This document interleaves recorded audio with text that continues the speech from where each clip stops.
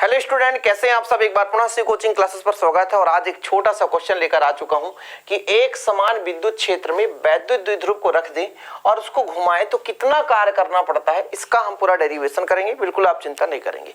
देखिएगा, जैसा जैसा क्वेश्चन बोला उसी के आधार पर हमको करना होता है। एग्जाम के टाइम पे क्वेश्चन देखकर आप हैरान हो जाते हैं, जिसे आप करना कठिन समझते हैं, लेकिन बहुत सिंपल है। एक समान विद्युत क्षेत्र हम बनाते हैं। एक समान विद्युत क्षेत्र हमारा ऐसा है, देखिएगा जरा, यहाँ पे एक समान विद्युत क्षेत्र बना लेते हैं। ये एक समान विद्युत क्षेत्र है, ठीक है, कोई दिक्कत। ई जो है एक समान विद्युत क्षेत्र है। अब एक समान विद्युत क्षेत्र में क्या रखेंगे? वैद्युत द्विध्रुव रखेंगे। अब वैद्युत द्विध्रुव रख देते हैं। यहाँ पे वैद्युत द्विध्रुव रख दिया हमने। ए भी एक वैद्युत द्विध्रुव है, ए भी एक वैद्युत द्विध्रुव है। यहाँ पे प्लस क्यू और यहाँ पे माइनस क्यू चार्ज है। अब देखिएगा, जब भी हमारे पास एक विद्युत क्षेत्र होता है तो विद्युत क्षेत्र कहता क्या है कि एक प्रकार का क्षेत्र जहां कोई अन्य आवेश बल का अनुभव करेगा या उस क्षेत्र में कोई आवेश आएगा तो विद्युत क्षेत्र के कारण बल लगेगा। यह चीज विद्युत क्षेत्र कहता है। कोई भी आवेश है उसके चारों ओर का वह क्षेत्र जहां तक कोई अन्य आवेश आकर बल का अनुभव करे या वो दूसरे परीक्षण आवेश पर बल लगा सके, वो विद्युत क्षेत्र कहलाता है। तो ये जो विद्युत क्षेत्र है, जब हम इसमें वैद्युत द्विध्रुव को रख दिए तो यहाँ पर दो आवेश है और दोनों आवेशों पर बल कार्य करेगा। कैसा बल कार्य करेगा? एक प्लस क्यू पर बल लगेगा, क्यू ई लगेगा बल, ठीक है, और एक माइनस क्यू पर भी लगेगा, माइनस क्यू ई बल लग रहा है, ठीक है। प्लस लिखे नहीं है, कोई जरूरत नहीं है। तो इस प्रकार से इस पर दो बल कार्य करता है। अब जब ये दो बल कार्य कर रहे होते हैं तो एक युग्म का निर्माण करता है और फिर जब युग्म का निर्माण करता है तो इस पर बल युग्म आघूर्ण कार्य करने लगता है, जिसको हमने पिछले डेरिवेशन में कराया था, बल युग्म आघूर्ण। इसको यदि हम आगे बढ़ा दें और इसको यदि ऐसा बढ़ा दें तो यहां पर 90 डिग्री कोण बनता है और ये थीटा कोण बन गया। तो हमारे पास एक वैद्युत द्विध्रुव ए बी है जो कि एक समान विद्युत क्षेत्र की तीव्रता ई पर रखा गया है और जिसका हमारा जो यहाँ पे बल युग्म आघूर्ण टाउ होगा, द्विध्रुव आघूर्ण जो होगा पी होगा, ठीक है, क्लियर है। द्विध्रुव आघूर्ण क्या कहलाता है? पी क्या कहलाता है? द्विध्रुव आघूर्ण दोनों आवेशों के बीच की दूरी और एक आवेश का परिमाण, इसका हम गुणा कर देते हैं तो वैद्युत द्विध्रुव आघूर्ण आ जाता है, जिसका मात्रक हो जाता है आवेश का कूलाम और आपके दूरी का मात्रक मीटर, तो कूलाम मीटर हो जाता है, ठीक है। तो शुरू करते हैं। माना एक वैद्युत द्विध्रुव एक वैद्युत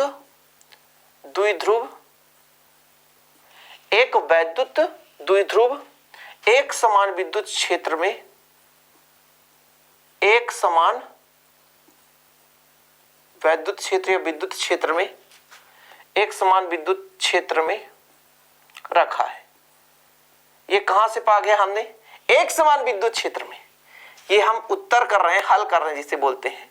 तो एक समान विद्युत क्षेत्र में तो हमने मान लिया कि माना ए भी एक वैद्युत द्विध्रुव है जो एक समान विद्युत क्षेत्र में रखा हुआ है, ठीक है, कोई दिक्कत।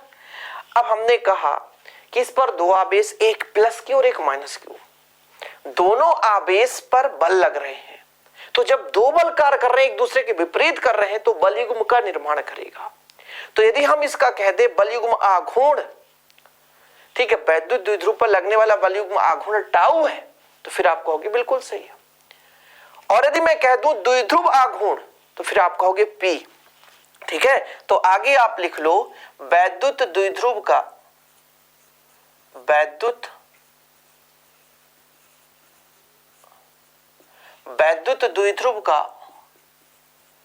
द्विध्रुव आघूर्ण पी तथा उस पर लगने वाला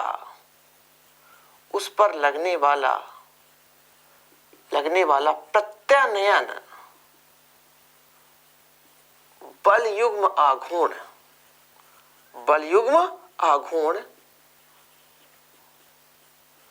टाउ है, ठीक है, कोई दिक्कत, यहां तक क्लियर है। हमने क्या कहा? एक समान विद्युत क्षेत्र में एक द्विध्रुव रखा हुआ है, वैद्युत द्विध्रुव रखा हुआ है। इस पर दो बल कार्य करेगा, प्लस क्यू पर एक आवेश पर बल कार्य करेगा, एक माइनस क्यू पर, और एक दूसरे के विपरीत जब ये इधर बल लगा रहा है इधर, तो ये समांतर लाने का कार्य करेगा। और जब समांतर लगाएगा तो एक प्रत्यानयन बल युग्म लगेगा, जिसके कारण यहाँ पर आघूर्ण उत्पन्न होगा। आघूर्ण मतलब घूमने की दशा, एक बल गुणे अक्ष से लंबवत दूरी। तब प्यारे बच्चों तब टाउ बराबर क्या है, एक समान वैद्युत द्विध्रुव को एक समान विद्युत क्षेत्र E में माना एक वैद्युत द्विध्रुव एक समान विद्युत क्षेत्र में रखा गया है, ठीक है, थोड़ा सा E लिख दिया। तो टाउ बराबर होता है, क्या होता है, P E साइन थीटा। समीकरण 1 दे दो। ये बल युग्म आघूर्ण आ गया। क्वेश्चन क्या बोला है, एक समान विद्युत क्षेत्र में वैद्युत द्विध्रुव को घुमाएंगे हम। तो पहले कंडीशन कुछ थीटा था यहाँ पे, तो थीटा 1 रहा होगा।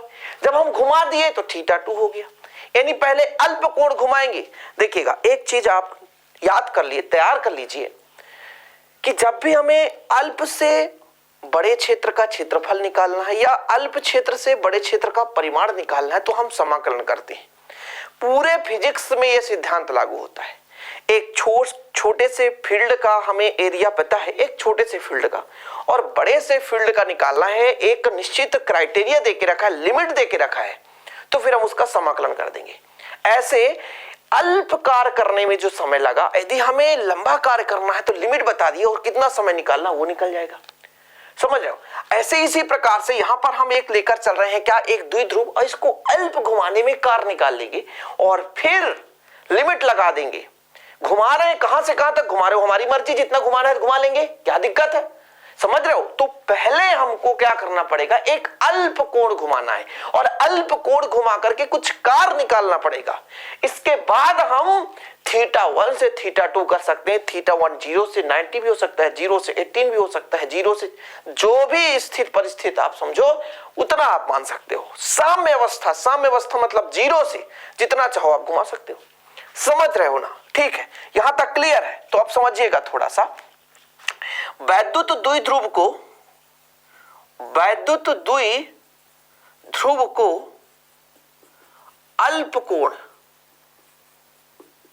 अल्प कोण डी थीटा घुमाने में किया गया कार्य, अल्प कोण घुमाने में किया गया कार्य, अल्प कार्य तो DW, यदि आपका कार्य होता तो W, लेकिन अल्प कार्य इसलिए हमने कर दिया DW। कार्य बराबर होता है बल गुणे विस्थापन, कितना विस्थापन कर रहा है, तो विस्थापन तो D थीटा कर रहा है, और कितना बल, तो यहां पर बल एक आघूर्ण के रूप में लग रहा है। इसको आप समीकरण 2 दे सकते हो। इसको समीकरण 2 मत दो, क्योंकि यहाँ पे हम टाउ का मान रख देते हैं, और जब टाउ का मान रख देंगे तो DW बराबर आएगा, टाउ का मान हो जाएगा PE साइन थीटा और डी थीटा। इसको आप समीकरण 2 दे दो, इसको आप समीकरण 2 दे दो। यहां तक क्लियर है? यहां तक दिख रहा है ना? हाँ दिख रहा है।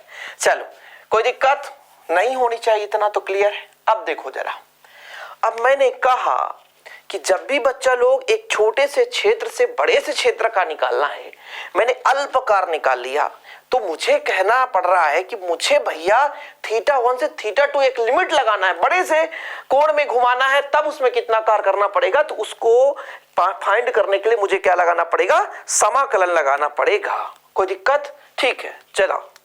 ओ माय गॉड, ये क्या हो गया, ये पूरा इंक ना, इंक भी देखो, ज्यादा खाना खिला दो तो इनको नुकसान कर देता है। ज्यादा इंक हो गया तो यहां से निकलने लग गया, पूरा हाथ में लग जाता है। कोई बात नहीं, तो प्लीज यार थम्स अप कर दिया करो थोड़ा सा, ठीक है? मैं इसी में से लिखता हूं। चलो ठीक है, अब वैद्युत द्विध्रुव को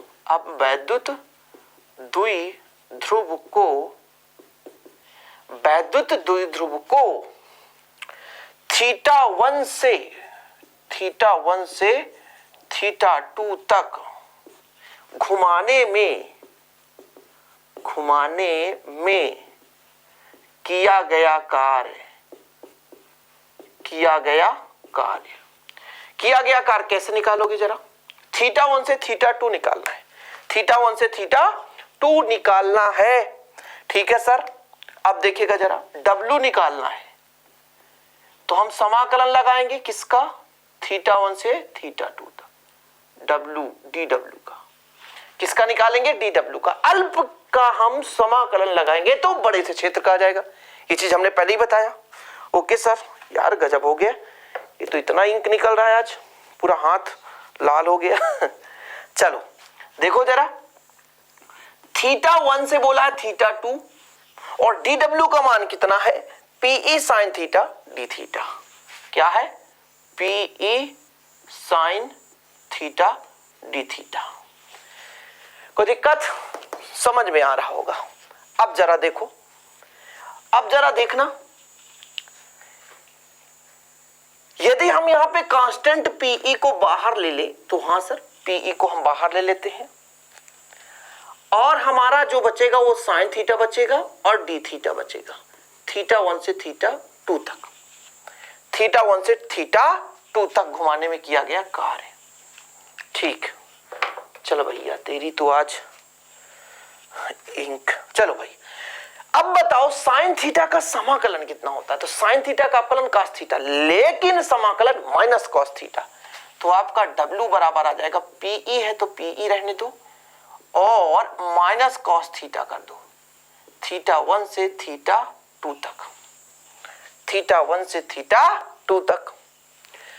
अब क्या करते हैं, फिजिक्स 11th क्लास में जब पढ़ते हो तो वहां पे बताया जाता है प्यारे बच्चों कि पहले अपर लिमिट ऊपर वाले को लिखो, तो हमने लिख दिया, फिर बीच में माइनस लगाओ और नीचे वाले को लिखो, आइयो ये लो, ऊपर वाले को लिख दिया θ2 थीटा की जगह, फिर नीचे वाले को लिख दिया θ1 और माइनस उसके साथ है। ये बीच वाला तो फंडा रूल्स है कि upper limit minus lower limit, उच्च सीमा माइनस निम्न सीमा, लेकिन ये माइनस उसके साथ है।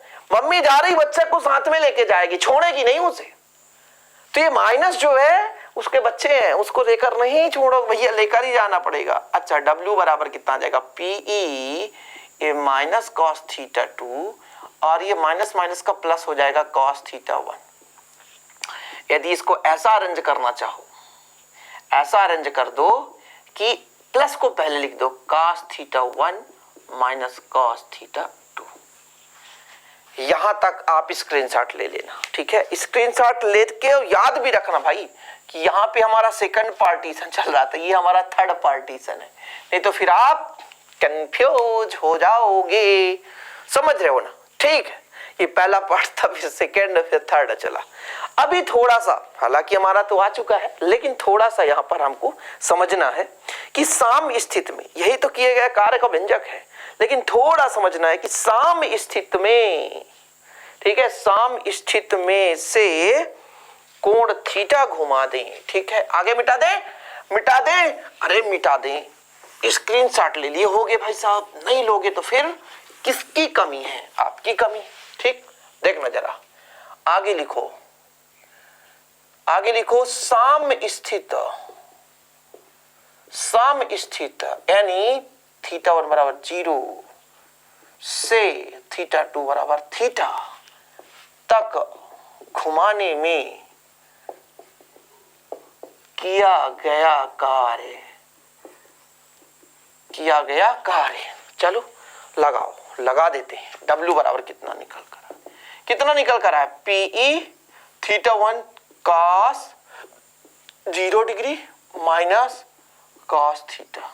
cos 0 का मान कितना होता है बताओ जरा, cos 0 का मान होता है 1 माइनस cos थीटा। यही आपका आ गया व्यंजक, इसके आगे एक भी लाइन आपको नहीं करना है, यहां तक कंप्लीट प्रूव है ना, प्रूव्ड हो गया, कंप्लीट सिद्ध हो गया। एक समान विद्युत क्षेत्र में वैद्युत द्विध्रुव को घुमाने में किया गया कार्य, यही आ गया किया गया कार्य। तो उम्मीद करता हूं आप लोग अच्छे तरीके से तैयार कर लेंगे, एक भी मिस नहीं करिए, अच्छे से तैयार करिए। और जो भी आपको डाउट हो कमेंट सेक्शन में आपकी खुली स्वतंत्रता है, जो भी कहना है कह सकते हैं। मिलते हैं अगली वीडियो के साथ। जय हिंद, वंदे मातरम।